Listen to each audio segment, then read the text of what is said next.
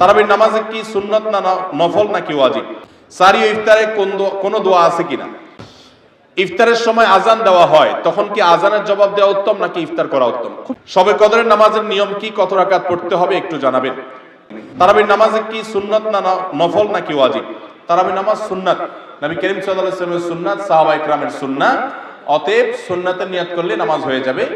নফল শব্দের অর্থ হলো ফরজ ওয়াজিবের বাইরে এক্সট্রা, অতিরিক্ত। নফল মানে অতিরিক্ত, সেই হিসাবে নফল নিয়ত করলে আদায় হয়ে যাবে, কিন্তু এটা সুন্নাহ নামাজ। তারাবির নামাজ কিসের নামাজ? সুন্নাহ নামাজ। সারি ও ইফতারে কোন দোয়া আছে কিনা? সারি এবং ইফতারের দোয়া আছে, বিশেষ করে ইফতারের দোয়া আছে, সারির জন্য আলাদা কোনো দোয়া নেই।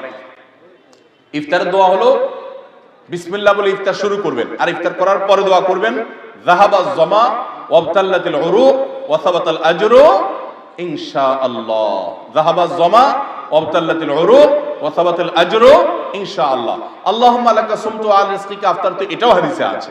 কিন্তু এই যাহাবাজ জামা ওয়াবতাল্লাতিল উরুক ওয়া সাবাতাল আজরু ইনশাআল্লাহ যেটা বলেছি, এইটা বেশি অনেক হাদিসগুলোতে আছে এবং সনদের দিক থেকে অনেক বেশি স্ট্রং, অনেক বেশি প্রসিদ্ধ এবং অর্থটা বেশ চমৎকার। যাহাবাজ জামা মানে হলো আমার ক্লান্তি দূর হলো, অথবা ওয়াবতাল্লাতিল উরুক মানে শিরাগুলো সব আর্দ্র হলো, যে পানি পান করেছি, ইফতার করেছি, এবং ওয়াসাবাতাল আজরু ইনশাআল্লাহ, আল্লাহর কাছে বিনিময় দাঁড়িয়ে গেছে ইনশাআল্লাহ। এটা ইফতার করার পরে বা কিছুটা খেয়ে তারপরে এটা পড়া সুন্নাত। যাহাবাজ জামা ওয়াবতাল্লাতিল উরুক ওয়াসাবাতাল আজরু ইনশাআল্লাহ। আর ইফতারির একবারে শেষের দিকে আপনার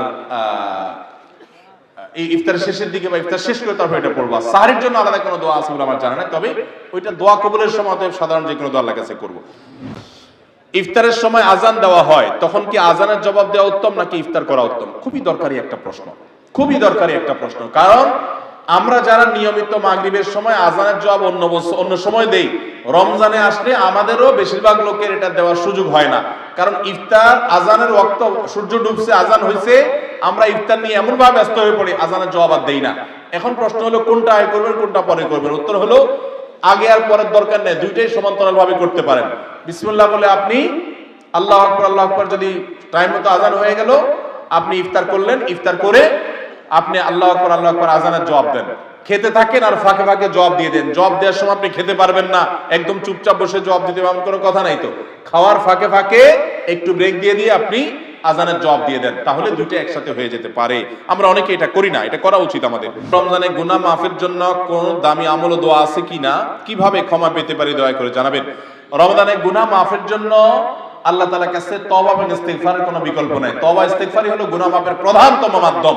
আপনি আল্লাহর কাছে বিগত জীবনের গুনাহগুলো মাফ চেয়ে পরবর্তী জীবন শুদ্ধ সুন্দর থাকবার সংকল্প করবেন, এটাই হলো মূল উপায়। এবং এর মাধ্যমে আল্লাহর কাছে গুনাহ আপনি মাফ করাতে পারেন। প্রতিদিন একটা সময় বের করেন, ওই যে বলছি সাহরির সময় 5টা মিনিট 10টা মিনিট একটু হাত তোলেন, একটু আল্লাহর সাথে কথা বলেন, আল্লাহ আমি অনেক গুনাহ করেছি, অনেক অপরাধ করেছি, আপনি সব মাফ করবেন, ওয়াদা করেছেন, আল্লাহ ক্ষমাশীল, আল্লাহ ওয়াদা করেছেন মাফ করবেন, আল্লাহ আমি আর করব না, সংকল্প করেন, নিজে যা করেছি তার জন্য লজ্জিত হন, ভবিষ্যতে না করার সংকল্প করেন, আল্লাহ তাআলা মাফ করবেন ইনশাআল্লাহ। শবে কদরের নামাজের নিয়ম কি, কত রাকাত পড়তে হবে একটু জানাবেন। শবে কদরের নামাজের নিয়ম কি? একটু আগে আমরা বলেছি যে শবে কদরের নামাজের আলাদা কোনো নিয়ম নাই। অন্য যে কোনো সময় যে আমরা নফল নামাজ পড়ি, ঠিক একই পদ্ধতিতে আমরা শবে কদরে পড়বো, লাইলাতুল কদরেও পড়বো। আমরা বিশেষ করে অনেকে মনে করি লাইলাতুল কদরের প্রথম রাকাতে অমুক সূরা এতবার পড়তে হয়, সূরা ফাতিহার পর দ্বিতীয় রাকাতে তমুক সূরা ততবার পড়তে হয়। এগুলো সবগুলা মানুষের নিজেদের বানানো। কোরআন বা হাদিস এরকম কোন ফরম্যাট শবে কদরের জন্য আলাদা ঠিক করে দেয় নাই। ওইটাকে আমরা আবশ্যক বানালে বরং সেটা বিদআত হতে হবে, বিদআত হতে পারে। আমরা দুই রাকাত করে যত লম্বা সময় পারি, যে কোনো সূরা দিয়ে পারি, আমরা বেশি বেশি করে নামাজ পড়বো শবে কদর ইনশাআল্লাহ তাআলা।